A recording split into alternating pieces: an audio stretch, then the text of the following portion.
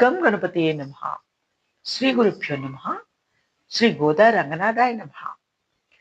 గోదాదేవి రంగనాథుల వారిని పూజ చేయుటకు తన స్నేహితురాండ్రను మేలుకొలుపుచు 6వ పాశ్రముని తెలుగు భాష అనువాదంలో. ఈ 6వ పాశ్రమందు గోదాదేవి ముందు చెప్పిన 5 పాశ్రముల్లో శ్రీకృష్ణుల వారి యొక్క ముఖ్యమైన ఉపకరణములు చెప్పి తరువాత 10 పాశ్రంలో ఈ ఉపకరణములను అనుభవించు వారిని నిద్ర నుండి లేపుటకు మరియు మంగళకరమైన నోము రుచిని అనుభవింపచేయుటకు ఓ గోపికను గోదాదేవి లేపుచున్నది.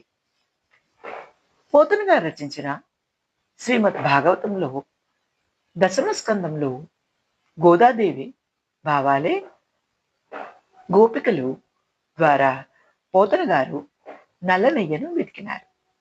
ఆ పద్యం ఇదిగో. నీ పాద కమల సేవయు నీ పాదార్చకులతోడి నెయ్యమును నితాంతాపార భూతదయయును తాపసమందార నాకు దయసేయగదే. ఇక 6వ పాశ్రం యొక్క భావమును తెలుగు భాష తీయదనంలో తెలుసుకుందాం. పక్షులు కూస్తూ ఎగిరిపోతున్నాయి.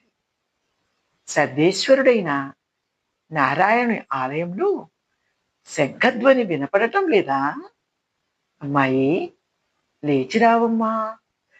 పూతన అనే రాక్షసి యొక్క పాలు పీల్చి చంపినవాడు, మోసంతో వచ్చిన శకటాసురుడు అయిన రాక్షసుని కీళ్లు విరచినవాడు, పాల సముద్రాన శేషపాన్పుపై యోగనిద్రలో ఉన్నవాడు, సర్వకారణుడు అయిన సర్వేశ్వరుని మనసారా స్తోత్రం చేస్తూ మునులు యోగులు లేచి హరిహరి అని చేసే భగవన్నామ సంకీర్తనం మన మనసుల్ని చల్లగా చేస్తోంది.